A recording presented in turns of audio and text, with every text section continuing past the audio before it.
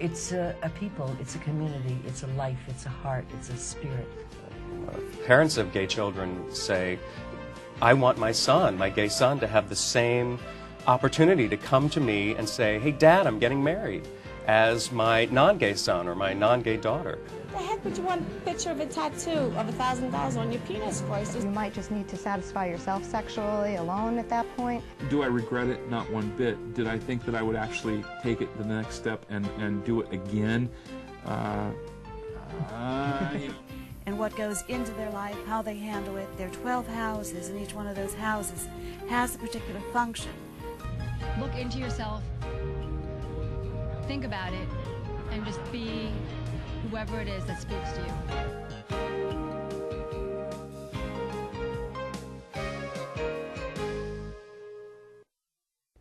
Hi, and welcome to Talking About. I am really, really excited, always excited when somebody comes back for a second visit. And tonight I have such a guest, Jason Yudoff. Welcome. Thank you. Back. Thank you for having me. It's been about 2.5 years now. Yeah, about that. And just to recap, you are a musician, artist. Musician, artist, actor, Renaissance man, singer-songwriter. Well, so what's new? Well, since I've last seen you, Jonathan, I've come up with another couple of albums. I did a live one, and most recently a new one called Tragic Hero. It's my new studio album, and I'm very, very excited about it. Well, just kind of recapping, at what age did you find that you were musically inclined? Almost immediately. I took piano and drums from the time I could walk and read and write. So I've been playing music as long as I can remember. I've been performing just about as long. Okay. And through all of that, I mean, what sparks the creative process in you?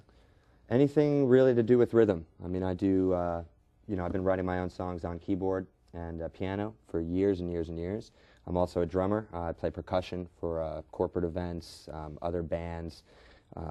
Drumming is a big passion of mine as well, and anything that has anything to do with rhythm is something I can get into. I do a lot of corporate shows, industrials like Stomp, the show Stomp, that kind of stuff, creating rhythms out of everyday household objects on stage, large stages for groups of corporate folk. Logistically, how does that come to you? You do a gig for Taco Bell, and you sit there and you wear the uniform, and you get the spatulas, and you sit there in the salad station, and you come up with stuff, and everybody who works for Taco Bell, they love that stuff. They can't get enough of it. See, yeah, I mean, just from my perspective, music isn't my gift, so it's your gift. So being that it comes naturally through you, I'm just kind of curious about where you feel that it comes from. I wish I had a ready answer for that, but I don't. A lot of times when I record, when I play, especially when I play, I generally tend to lose myself in it, and if something great comes out of that, then so be it. I kind of see things in, when I play, everything is very visual. I see a lot of color, and when I'm singing with my band, when I'm playing songs with my band, I'm trying to put myself lyrically back in the situation that inspired me to write the song. And when I do that, I guess I tend to lose myself. I had a show last night, and people came up, oh, great job, it's fantastic, and you hope so. I couldn't really tell you. I can remember some, if there's clunkers, and I can remember some like outstanding moments. But mostly I get pretty lost up there in the performance and not really thinking too hard about where it's coming from or what to do with it. Okay, so it's sort of just flowing through you and hopefully taking the audience along. I like that, flowing through me. I'm going to keep that. I think I can allow that. Yeah. So, well, the new disc is called? Tragic Hero. Okay. It was produced by a guy named Ron Thaler, and it was mastered by a legendary Grammy Award-winning master named Scott Hull. He's worked with Bruce Springsteen, he's worked with Joe Jackson, he's worked with Miles Davis. He did the Grammy-winning Steely Dan album, and it was very, very exciting to be able to go in there and hear his work and hear the stuff on his great system. It was pretty exciting for me. Well, I mean, from the process of your vision to the end result, how do you get from point A to point B to point C? Well, we did a lot of pre-production with my producer, and went over and analyzed parts. The thing that I believe about music is each instrument needs to find their place in the groove. Not And it's tough when you're finding musicians to play with. You know, everybody wants to show off and everybody wants to show what they can do. But it's really a philosophy as a musician that we like to call playing for the song. And you find out what is necessary to make that song sound great.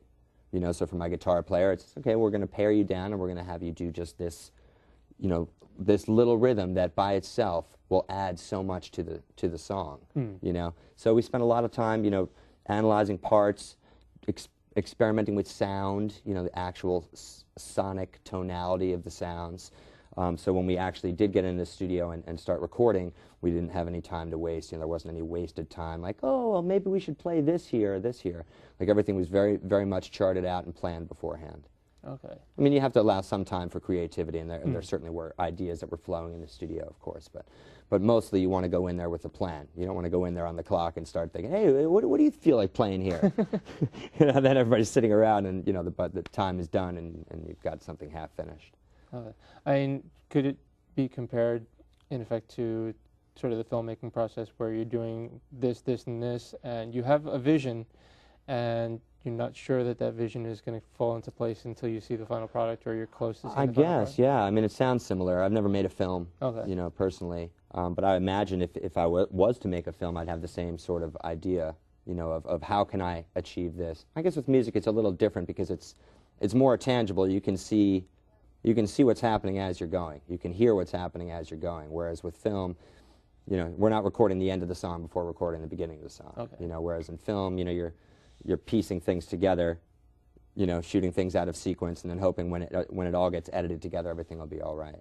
You know, I guess in some respects, a studio, you know, you go and you do 5, 6, 7 takes of something, and if you really want to get into, you can start picking out the best parts of each thing.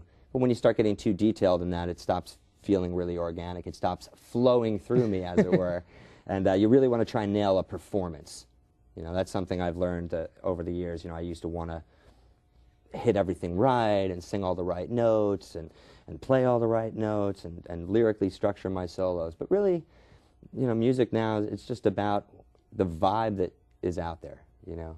It's not about being technically proficient. It's not about, you know, what kind of range you have as a vocalist. It's about the vibe that you're putting across and whether or not people want to connect to it. Yeah, which was going to be, you know, the point that I was making, just that connection with the audience. And you did bring a couple of clips. I did. The first one is of what song? The first one is called Good Enough. It's the song off my first song off my album. And it's a song, well, I mean, it's pretty self-explanatory, I guess, by the title. But, you know, it's a song about striving for being better, you know, and always, you know, things just not seeming the way it's supposed to seem. And we've been working with a company called Woozy Fly, and they have taped, you know, these sessions that we've done. I've done a few shows for them now. They're a kind of a revolutionary new music company that's looking to kind of redesign the business model of what today's industry is, because as you know, it's a lot different than it was, you know, years ago. So this is more of an online enterprise that, you know. So we'll go into a little more detail about it, but let's take a look at that clip right now. Why not?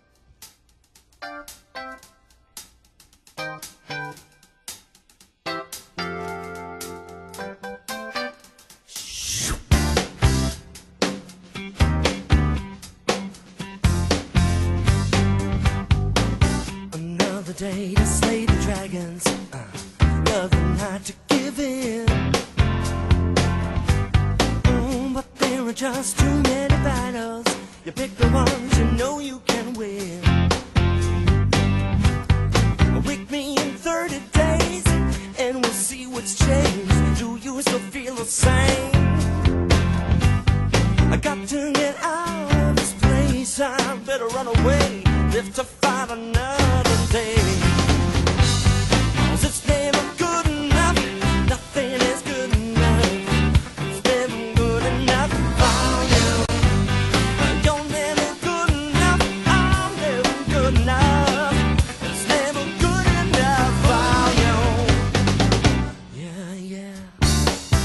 Say it again now, alright. So I was talking to myself and I figured out I was losing my mind. Just fulfilling obligations, not leaving anybody behind.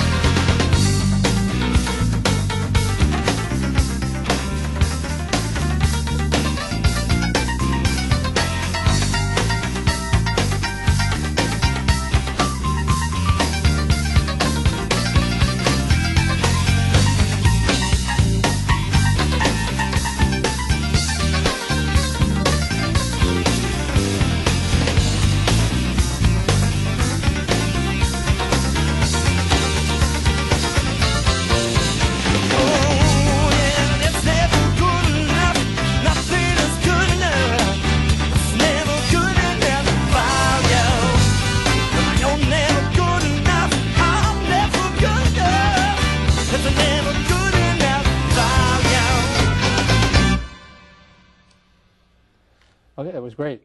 Thank you. We were talking a little bit about the way the business is changing.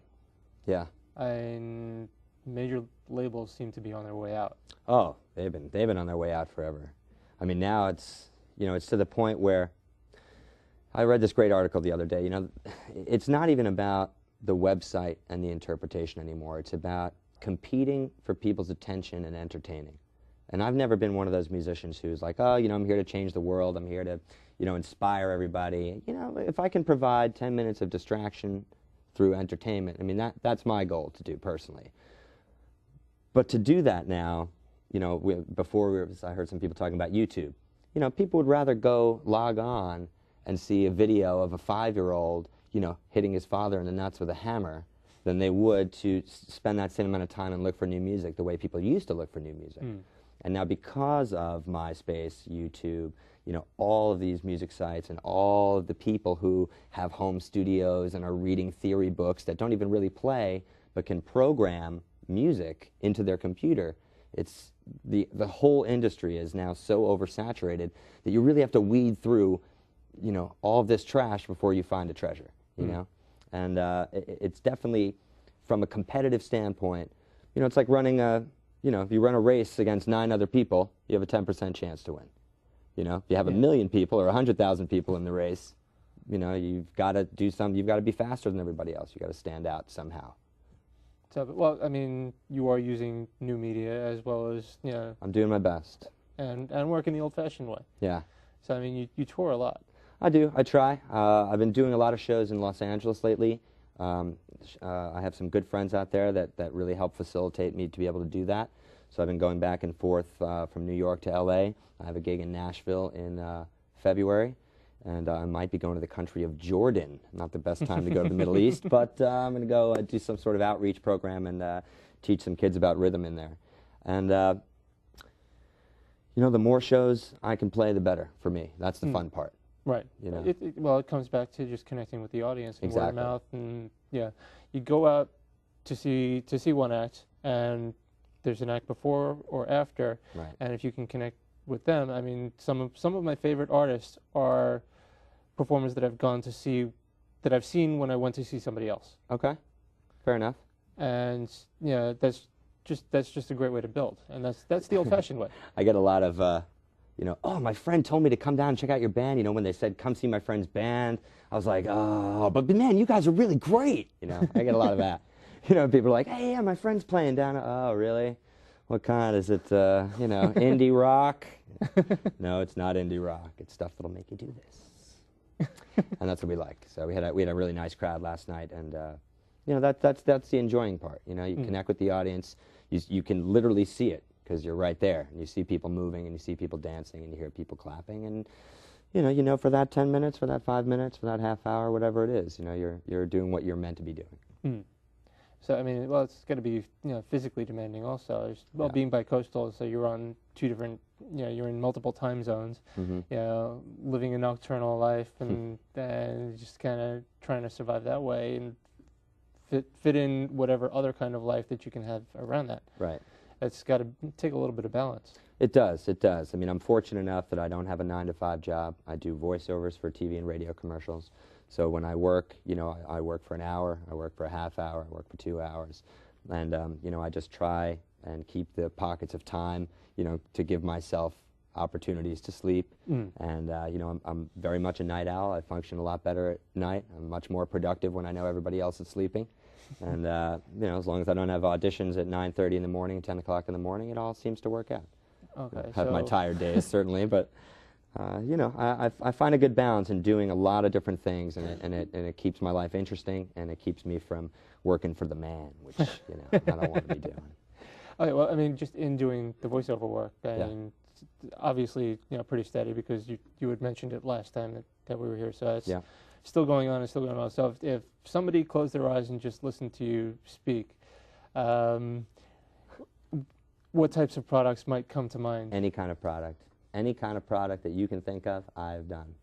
I've done products that, I mean, you think of any kind of walk of any life. I've done cable companies, done soft drinks, beverages, all the different fast foods, television networks, shows on those networks. I mean, think of, you know, lotteries for different states, government stuff. I've done public service announcements for teachers and school systems, political stuff. I mean, pretty much everything. It's pretty equal opportunity. Okay. And, well, I mean, how do you navigate that world? I have agents. So the agents call me up with auditions, and once I start booking jobs, you know, I get some regular clients. If they enjoy the way I work, they either call me directly or they go right through the agents. Set up appointment times, and I go in, knock it out. Okay. Yeah, it's a recording studio. It's no different than, you know, I've been in my whole life. You go in, you put on the headset, and you get the script in front of you. Sometimes you have to deal with, you know, 10 people with a 10-second piece of copy. You know, sometimes it's a little, you know, too many chiefs, not enough Indians. But you know, it's all good. It's a great way to make a living. I'm really lucky. I can't complain. Okay. So, yeah, you're obviously surviving. Yeah. You're not emaciated and starving and living on the street. No, but I'm trying to be emaciated. I'm trying. Is the waif look still in? Someone tell me if the waif look is still in. No, but it's good. I also do you know, the drumming and the industrials, and I get to travel yeah, fairly frequently, at least once a month. You know, to go do some great drumming gig for, you know, again, name the company, and right. You know, and we'll do it. Well, I mean, even just with your schedule, I mean, I've been kind of reaching out to you to come back to the show over the last few months, and yeah, this taping just happened to work out to be in your schedule. Yeah, it's perfect. Show last night, show tomorrow night, and I'm like, great. As soon as we have this date, I'm like, lock it in, because I know I'll be in town, because I had the show last night and I know I had one tomorrow. Okay. And where can people learn a little bit more about you? Oh, you can go to my website. It's Jason Yudoff, JasonYudoff.com. I'm up on MySpace. Jason Yudoff and the New Hotness is the name of my band. I will be having a Facebook profile very shortly, because people are telling me that Facebook is the new MySpace. You know, by the time I hook up the Facebook profile, there'll be something else, and then something else. So I'm continually trying to stay with the curve, you know, whatever the new technology develops. You know, YouTube, now I have videos up on YouTube. MySpace puts videos, now I have videos up on MySpace. Oh, same thing with the show. I mean, sure. Yeah, we're on locally in the New York area, you know, cablecast, but we're online through Google Video and through other services and podcasting, Zencasting, and yeah. It's cool, right? Do you ever get any feedback from people that are like way out of the realm? That like aren't in them? I mean, I've gotten emails from, you know, elsewhere in the country asking me to send discs so that they can have it cablecast on their local community systems. It's nice. So yes, no, I mean, with all the technology and all the bad that comes with, you know, technology in terms of oversaturation, all that stuff. I mean, it is kind of cool to be able to reach. You know, I've sold CDs to people in Germany and Netherlands and Australia, and you know, people that wouldn't really, you know, they can't come see me play because I'm not there yet. So. Right, and we do have one more opportunity to see you play. Oh, sure, yeah. So what's this song? This song is called Personal Addict, and this is actually on the 2008 Grammy ballot for Record of the Year. I'm pretty excited about that. I don't believe I'm going to win, but if there are any Academy members out there, feel free and vote for Jay. Okay, so let's take a look at that. Yeah.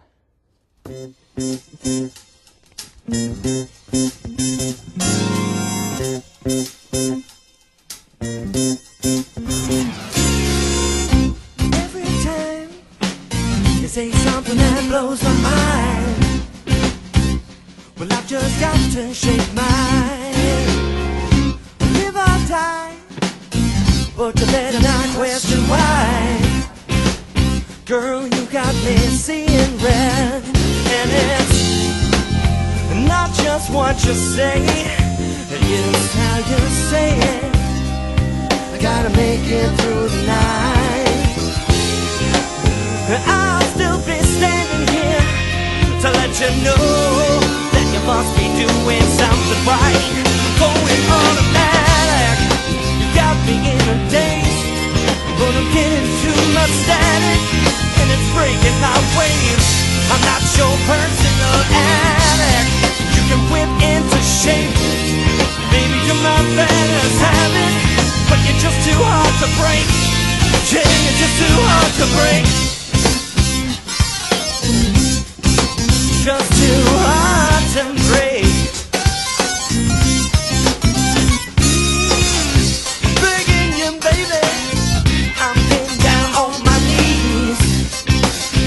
Let's talk things over for a while. You think that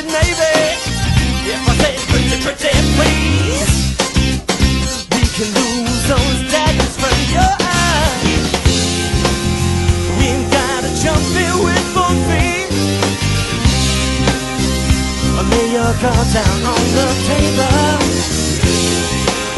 When will you give your heart to me? You used to wanna be my favorite. Going automatic, you got me in a daze.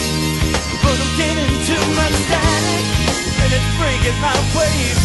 I'm not your personal addict. You can whip into shape. Baby, you're not there to have it, but you're just too hard to break. And I'm going automatic, yeah. Got me in a daze, but I'm getting too much static, and it's breaking my waves. I'm not your personal addict. You can whip into shape. Baby, you're not there to have it, but you're just too hard to break. Yeah, you're just too hard to break.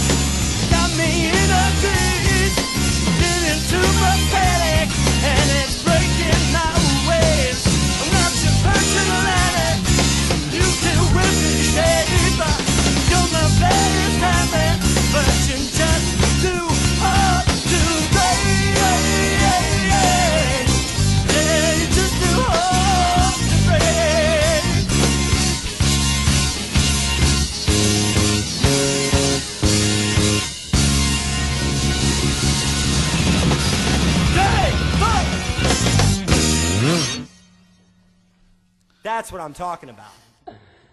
Yeah, that's energetic. Yeah. You can't deny that. So that's just funny watching myself perform because I don't see it. You know, like I don't see it. It wasn't even until a few years ago with digital video cameras and when clubs were really starting to tape that I could even see what I looked like performing. So sometimes when I see it, I'm like, wow, I can't even believe it. That's what I look like. So, well, I mean, again, congrats on the Grammy ballot. Thank you. What's the fan response like? Fan response has been great. You know, I mean, the Grammy thing really helps out a lot. You know, it's not like I'm one of the finalists, but you know, listen, if there's 200 entrants for Song of the Year and I'm one of the 200, well, that's pretty good. You know, I can't complain. So it certainly helps out with the fan base. You know, in terms of legitimizing. Right. You know, I'm just not some yahoo in their room in their home studio, like coming out with songs. I mean, I'm actually going through proper channels and being recognized by the industry. So it's been fun. We're getting some good crowds lately. It's been good. Okay, so the next time that you come back here, yes, what do you want to be able to tell me? Oh, that's a good question. In 30 seconds or less. I want to be able to tell you that I'm doing a lot less voiceovers and less corporate gigs, and that I'm making a bit more money and playing a lot more shows musically, because I am, you know, I have a sort of a mix, but I would like to make the income reflect the passion. Okay. That would be my goal. So the website? Website is jasonyudoff.com, JASONYUDOFF.com. And the disc is Tragic Hero? Tragic Hero, enjoy it. Okay, and thank you again. My pleasure. All right, and thank you for joining us. And my name is Jon Griffith, www.talkingabout.info. I will see you next time.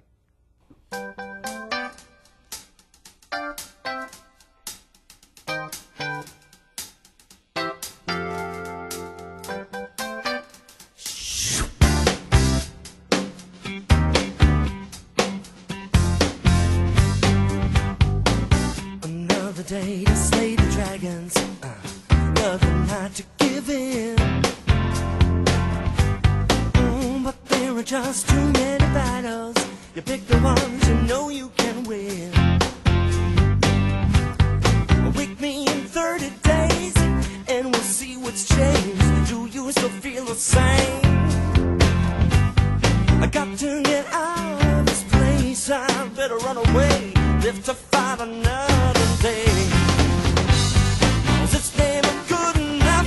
Nothing is good enough. It's never good